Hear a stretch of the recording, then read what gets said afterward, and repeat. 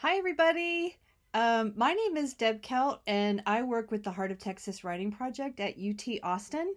And I was also a classroom teacher for 20 years. I taught high school and I taught reading and writing. And since we're all sort of in our houses a lot right now, I wanted to share with you something that I do a lot when I have time, and that is writing in my notebook, my writer's notebook.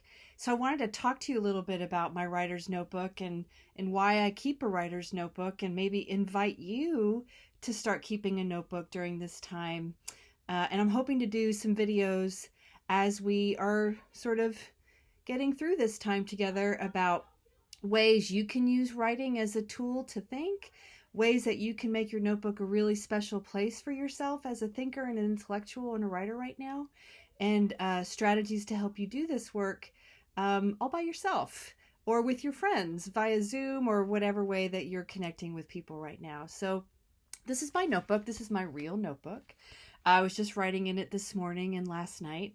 And to me, my writer's notebook is a place where I can think, where I can process things, where I can be creative, where I can be imaginative, where I can draw, where I can start paying attention to the things inside of my head and my heart and discover new things that I'm thinking about and new ideas that I have that sort of bubble up as I'm writing. Because I am a writer and I like to make writing a part of my day to day life. To me, writing is an act of saying the things that happen to me, the things that I go through, the things that I care about, the things that I imagine are so important that I don't want them to drift away in the air. I want to capture them in a place that's permanent, where I can look back on them and maybe grow some thinking that I'll do something with later, like maybe do a poem or an essay or a memoir to share with other people. But my notebook is the first place where those ideas tend to grow. Kind of like an artist and their sketchbook. My husband is an artist. You'll hear from him later on some of these videos.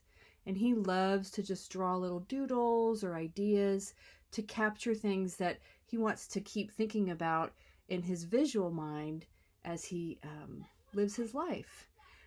So I keep a notebook, and other people have kept notebooks too. Famous people that you might admire. Tupac Shakur kept a notebook. Shakur kept a notebook. Frida Kahlo kept a notebook. A lot of writers that you admire probably kept notebooks. And you can Google famous notebooks online and see other people that have done this work too. I think in another video I'll share with you some of their work and what that looked like. So this is my notebook, and I just love a plain composition book like you can get at HEB. And so if your mom's going to do an HEB order or whatever grocery order, or your dad or whomever you stay with, you can maybe ask them to get you a comp book. And if you can't get this, you can also just use paper. For littles, this is perfect. Just fold up some paper. If you've got some of this laying around, whatever you have is just enough. A notebook is not supposed to be fancy. A notebook is really a place to think. Mine is super messy. Look how messy. Hold on. Look how messy. I got stuff scratched out. I got ideas. I have lists. I've got just sort of me thinking. It's real messy. And that's what a notebook's supposed to be. So this is not a place for you to perform or be perfect. It's just a place to think. So as maybe you're going to get a notebook today or tomorrow or whenever you have a chance, one thing that I like to do with my notebooks to make it really special and to make it feel like I want to go to it every day, and I'm going to work on this afternoon. I'll show you tomorrow how it came out. I like to decorate my notebooks. So this afternoon, my son and I are going to work on decorating our notebooks, and I found some old magazines that I had laying around the house. I've got this Life magazine with Bob Dylan, who I love. I'm going to cut out some of these pictures and glue them on my notebook. I found an old fashion magazine that I'm going to cut out some pictures of flowers or pretty things. Just stuff that I love that will make me feel like this notebook is my special place, almost a retreat right now for my brain and my thoughts. And I want it to be mine, right? The thing that I have close to me. So you may want to do that if you have some time. Get yourself a notebook or some paper. See if you have some old photos or things that you can cut up and glue on here or tape on here, or even just use a marker to decorate and make it super special. Make it your place, because it is your place. It's your intellectual place to think. Another thing I like to do is can you see this? I like to put little envelopes inside my notebooks. This actually has a collection of sticky notes of some thinking that I did that I didn't want to lose, because sometimes they can fall out. So I put it inside of my notebook right here.